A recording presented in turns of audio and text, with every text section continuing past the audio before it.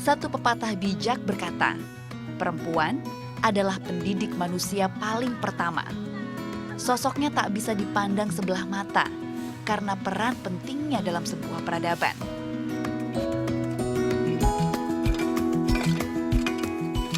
Kesempatan selalu jadi jalan, termasuk dalam membuka kisahku bahwa sawit itu baik.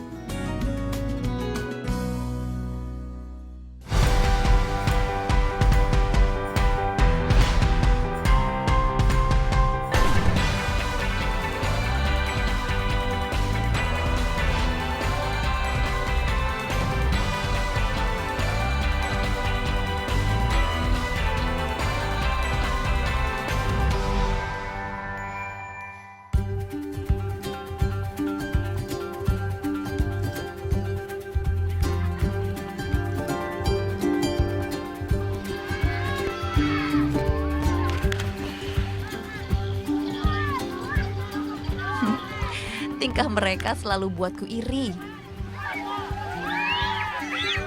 Betul orang bilang bahwa katanya masa kecil itu sulit dilupakan. Tiap kali melihat anak-anak ini bermain di sungai, rasanya ingin kembali saja seperti dulu.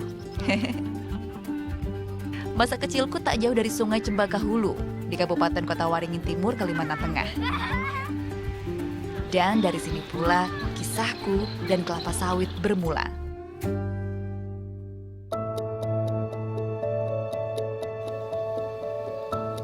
Namaku Goldamer Mektania. 3 tahun lalu, Papa secara khusus memintaku meneruskan bisnis kelapa sawit yang dirintisnya. Terbesit pikiran, apakah ku akan mampu? Mengingat bukan perkara sekadar menerima warisan bisnis yang sudah ada, tapi menjaganya demi tetap bisa membantu kesejahteraan banyak pekerja di dalamnya.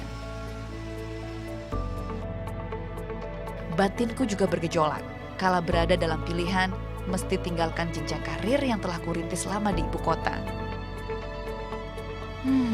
Mau bagaimana lagi kala itu kupikir. Namun, pelan-pelan dengan dukungan orang-orang terdekat, ku yakinkan diri bahwa aku bisa. Dan kini, beginilah rutinitasku sambil menyandang titel petani milenial. Tiap bulan pasti kusempatkan waktu memantau salah satu kebun Papa. Dari Palangkaraya, jalan pakai mobil sekitar 4 jam.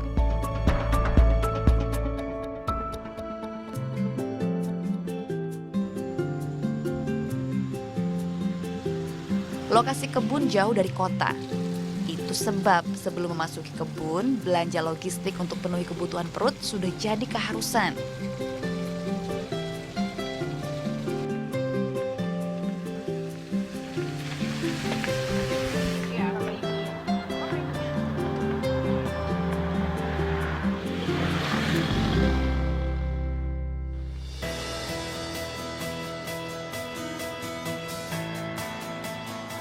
Termasuk urusan duren. Yang satu ini jangan sampai terlewat.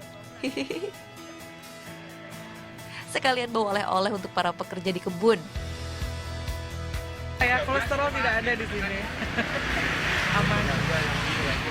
Jadi kebiasaannya tuh biasa kita kalau turun nih, biasanya mau ke kebun, diajakinnya tuh memang harus selalu mampir ke sini. Itu istilahnya hadiahnya kita karena udah mau ikutan, nemenin, udah bantu-bantu waktu masih kecil, nggak bisa ngapa-ngapain. Itu makanya kalau sudah sini tuh udah wajib, kenangannya pasti di sini bisa. Maka orang tua sampai sekarang juga kalau sudah berumur tetap aja durian itu tetap selalu ada di hati. Kan kenangan kita. Dan pasti enak.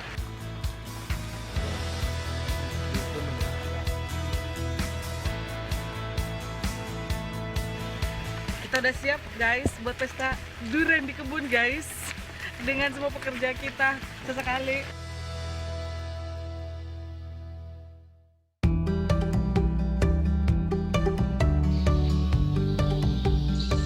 Aku tak sendiri. Tiap terjun ke kebun, si bungsu di keluarga, Gabriel, pasti menemani. Bukan tanpa alasan, meski sudah 3 tahun berkecimpung di bisnis ini, tetap saja tantangan dirasa. masih banyak yang mencibir kemampuanku sebagai pemimpin karena aku perempuan.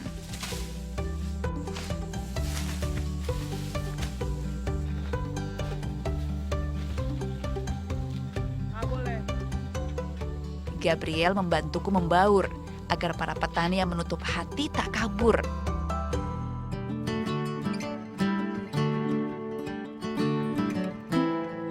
Sebenarnya nggak tiap panen itu aku ikut turun.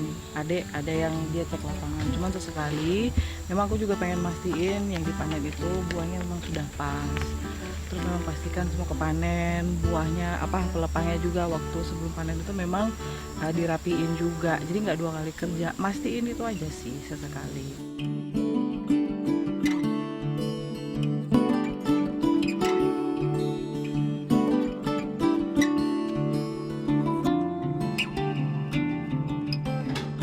Memantau sambil bercengkrama, akhirnya jadi jalan pembuka. Kalau ikut Bugolda sih kurang lebih hampir 4 tahunan kali. Agak beda sama bapaknya gitu. Bapaknya itu yang agak santai gitu ya. Jadi masih tegas gitu. Kalau Bugolda ya agak cerewet, banyak yang ini harus ini lebih detail gitu kalau arahan dari Bugolda gitu. Yang belakang sana. Aku berbagi tugas dengan Gabriel. Ia lebih sering di kebun, sementara aku lebih banyak urusan administrasi sambil sesekali ke kebun.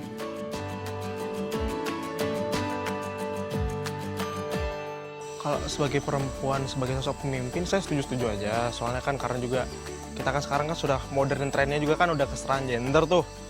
Yang udah nggak kayak dulu kan. Sekarang kan juga cewek dan wanita juga udah kayak kapabilitasnya juga lebih bisa setara dengan cowok. Malah kadang-kadang juga kan lebih cewek yang lebih rajin dan aktif daripada cowok kan. Kalau saya sih menilai sih bagus. Hanya semangat dari orang terdekatlah yang terus menguatkan hati ini. Dan demi mematahkan anggapan bahwa perempuan tak mampu jadi pemimpin. Makin pertama waktu join baru disadarin karena ternyata industri ini, karena ini kita berbicara mengenai lapangan, turun ke lapangan, pekerjaan yang memang cukup berat, ternyata industri ini memang dominan laki-laki. Jadi buat perempuan itu tantangannya nomor 1 itu adalah secara fisik, diragukan. Emang bisa ya anak Pak Bos ini bisa jalan sejauh itu untuk ngeliatin kita? Emang bisa anak Pak Bos ini mengelola? Apa taunya dia tentang sawit? Pertanyaan seperti itu pasti ada. Nah di sini yang malah sih menjadi celah kalau yang kita lihat anak-anak dilatih kita, ya pertanyaan itu harus kita jawab. Nah dijawabnya itulah yang dengan menunjukkan bukti-bukti. Gitu. Walaupun pertanyaan itu dilontarkan dari orang sekitar. Nomor 1 pasti pekerja-pekerja yang ada di sini. Ketika mereka biasa di bawah arahan papa. Kemudian kita turun, waduh dengan tampang yang dibilang masih anak pekerja kota, ibu kota. Pertanyaan itu pasti ada. Begitu. Jadi awal-awal memang penyesuaian, apakah mereka bisa langsung menerima arahan kita, belum tentu nih cara, apalagi kita sebagai perempuan. Memang kita harus pendekatannya lebih, pendekatan tersendiri lah. Kita tidak bisa seperti pendekatan laki-laki. Kita memang harus pendekatan kita sendiri. Itu yang nomor 1. Harus kita hadapin karena memang dominasi ini adalah pekerjaan yang fisik berat. Bukan berarti pekerjaan fisik berat perempuan tidak bisa. Kami juga bisa gitu. Karena sekarang kan kita bukan masalah hanya work hard tapi work smart.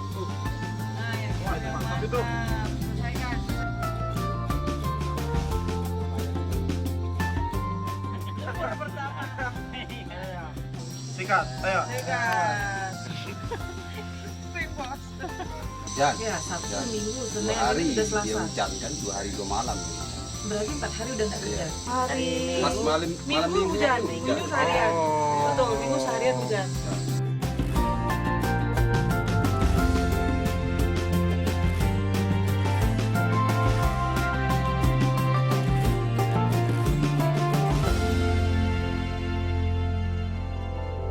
masa kudu begini? Nah, kayak gini nih, kadang-kadang nih.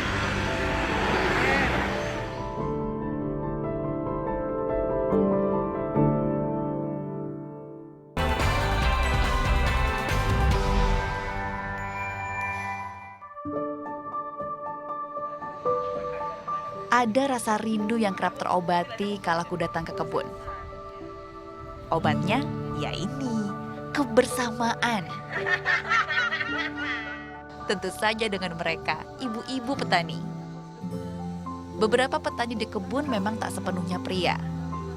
Meski segelintir, aku sengaja membuka peluang seluas-luasnya untuk para kaum hawa bekerja di kebun. Demi mereka bisa mandiri dan tak mudah diremehkan. Karena harus diakuin ya, sentuhan perempuan di semua pekerjaan itu harus ada dan dibutuhkan. Karena saling melengkapi. Ketika yang laki-laki menguatkan, meng-highlight tenaga mereka, yang perempuan itu akan masalah lebih teliti, kesempurnaan, nurturing, caring, itu lebih di perempuan. Makanya kita lebih suka kalau memang bisa angkanya tuh seimbang, tetapi pekerjaannya sesuai kapasitas dan keunggulan masing-masing.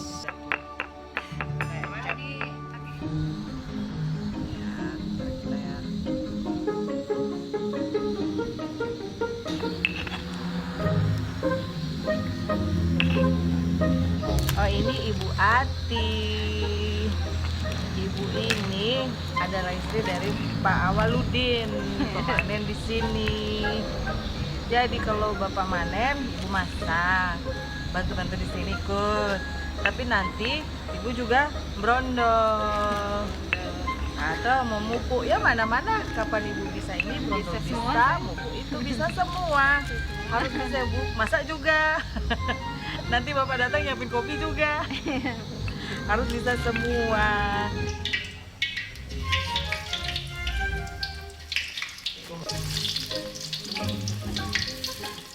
Bu Ati adalah salah satu petani perempuan yang kenal dekat denganku. Ia petani kelapa sawit generasi pertama. Petani generasi pertama ini biasanya hanya fokus pelihara dan panen saja. Pelan-pelan lewat kebersamaan, pengetahuan soal kelapa sawit yang berkelanjutan aku sisipkan.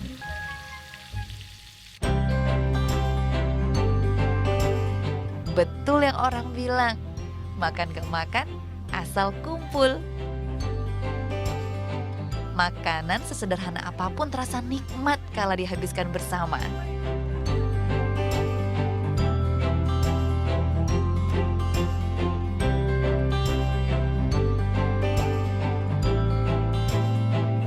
Tak jarang dalam momen kebersamaan itu pula curahan hati yang terpendam tersuarakan.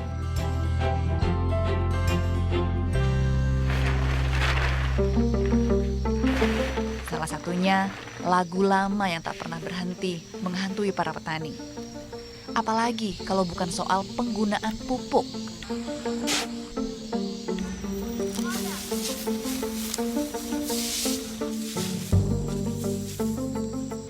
Nah, ini yang tadi ya, pupuk ini memang buat petani kami tuh bingung gitu ya. Karena maksudnya ada fenomena kami di awal 2020 lah, itu ketika kami harga TBS sudah mulai menaik nih, bagus nih harga menjelang 2000, plafon atas menjelang 3000 sampai 3000 lebih. Tiba-tiba disalip harga pupuknya tuh jadi mahal banget. Ini ya kalau kita bermain angka ya, petani sawit itu 42% dari total industri sawit di Indonesia. Pemilik lahan untuk luasan lahan. Kalau 42% ini kesulitan mengakses pupuk, berarti 42% dari produktivitas sawit Indonesia itu terancam tidak berkualitas. Karena kami nggak mupuk, karena harganya ketinggian. Apakah pemerintah tidak khawatir?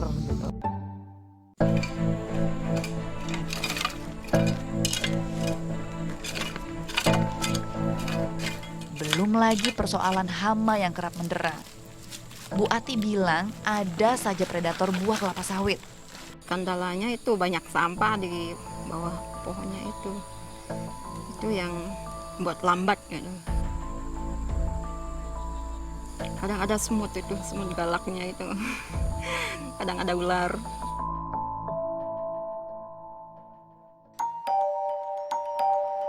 Meski masalah kerap muncul satu persatu, aku yakin komunikasi dan kolaborasi selalu jadi solusi. Sebagaimana yang pernah kupelajari saat menempuh pendidikan master di Belanda.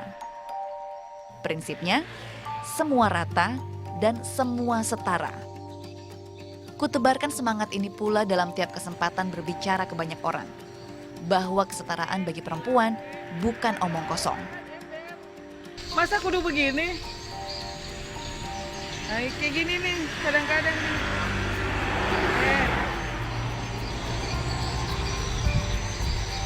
Aduh, mana lagi dia?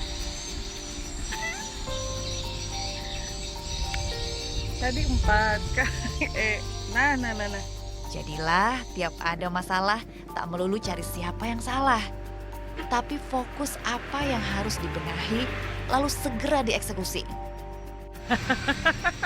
Begitulah, entah mengapa di dalam tuh sinyal pasti hilang, kecuali ke dalam banget ke tengah.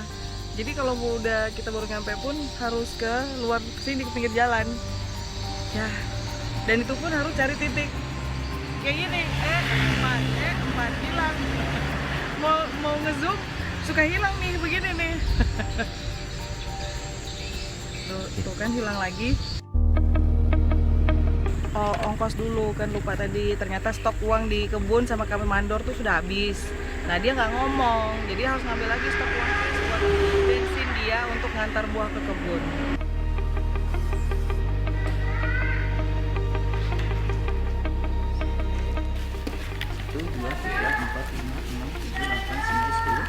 Tukar 100 ya? Iya, ditukar. Udah, oke. Terima kasih.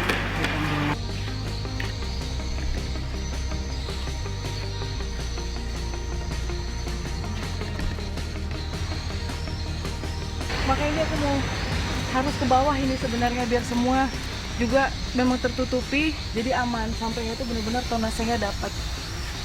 Begitu. Cuman harus minta bantuan tim juga nih. Memang saya harus ngecek, mereka yang harus bikin. Nggak diikat bawah depan sananya itu di.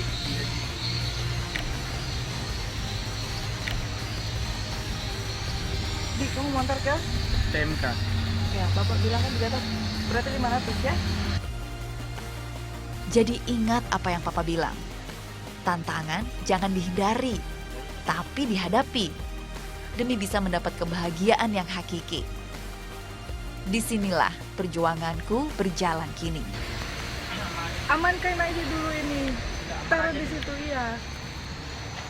Papamu itu udah tiap malam mama yang pakein skincare, jangan salah. Nanti lebih kinclong papa bahaya.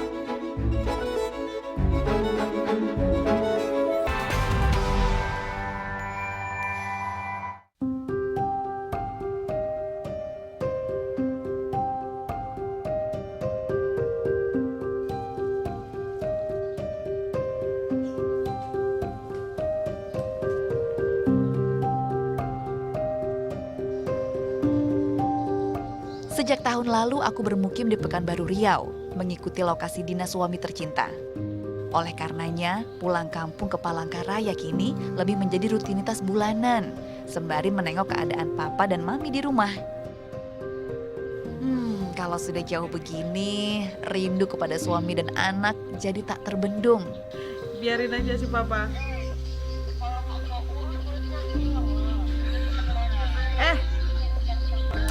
Papamu itu udah tiap malam mama yang pakein skincare, jangan salah. Nanti lebih kinclong papa bahaya, secukupnya aja.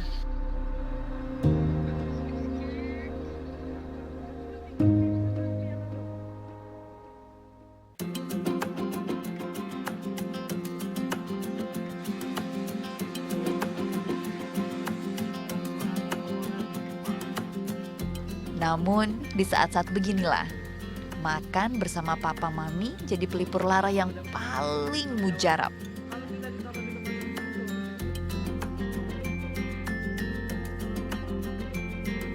Yang lebih penting itu adalah saya berharap dia menjadi motivator kepada seusianya.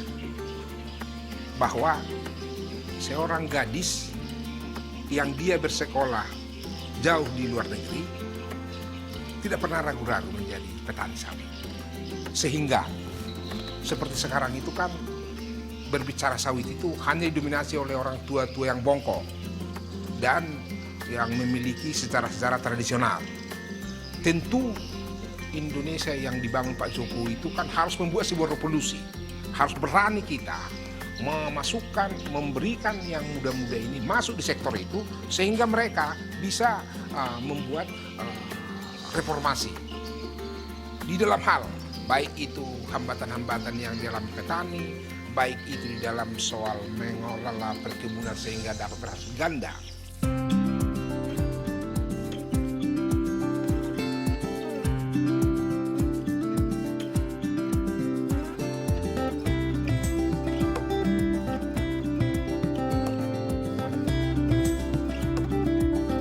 Papa juga tak bosan mengingatkanku bahwa urusan kelapa sawit ini harus terus dikembangkan sesuai perkembangan zaman. Jangan terjebak nostalgia sehingga hanya berkutat dengan isu itu saja. Masyarakat mesti tahu bahwa industri kelapa sawit kini lebih inovatif, ramah lingkungan, dan berkelanjutan. Bahwa sawit itu baik. Kita pengen bilang juga orang bahwa kita menginformasikan kepada orang-orang bahwa untuk menjaga keberlanjutan ini butuh support masyarakat nih. Dengan cara memberikan informasi yang benar. Bahwa yang dibilang-bilang itu yang terjadi di lapangan seperti yang terjadi seperti ini. Sawit itu sebenarnya baik, bukan kita yang merusak hutan. Tapi cuma karena masyarakat aja belum tahu. Nah, dengan mengharapkan menginformasikan ini ke masyarakat, kita berharap dukungan mereka juga. Supaya tahu ketika sawit baik mensupport kita, petani sawit, dan berlanjutlah ini nantinya. Akhirnya mereka mau, akhirnya peduli dan mendukung kami dan membeli yang memang produk-produk yang sawit. Kalau mereka bingung produk sawit apakah hanya minyak goreng? Enggak loh, produk sawit itu banyak. Dari bangun pagi sebenarnya sampai kita tidur itu banyak yang disawit. Kayak lipstick kita ada bahan menggunakan bahan sawit. Skincare aja ada sawit. Creamer untuk kopi itu ada bahan dasar sawitnya juga. Sarapan pakai mentega itu sawit. Bahkan berkendara kemana-mana ada dengan bensinnya itu ada yang sawit dengan biodiesel. Jadi sebenarnya ya itu sawit itu baik, sawit baik gitu. Cuman belum tahu. Nah ini yang diusahakan, diinformasikan, salah satu usaha menurut saya dengan keberlanjutan itu ya menginformasikan juga dari masyarakat supaya tahu. Jadi mendukung kami petani sawit untuk tetap melakukan keberlanjutan di lapangan.